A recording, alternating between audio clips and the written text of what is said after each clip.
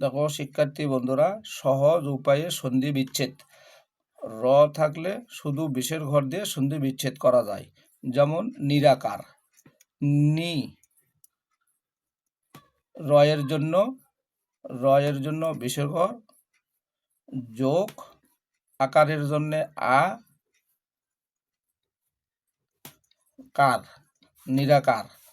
দুরাশা, দু, রয়ের জন্য বিশের ঘর যোগ আ, সা, দুরাশা। দুরাচার, দু, রয়ের জন্য বিশের ঘর যোগ আচার,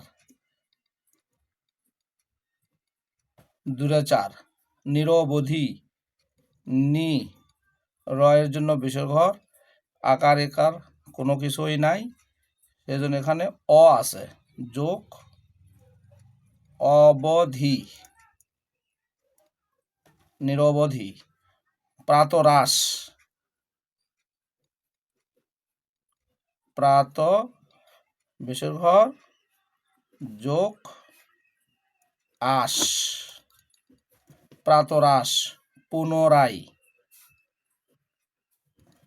পুন বিশের ঘর যোগ আই, পুন যোগ আই, পুনরায়। এভাবে সহজে সন্ধি বিচ্ছেদ করা যায়।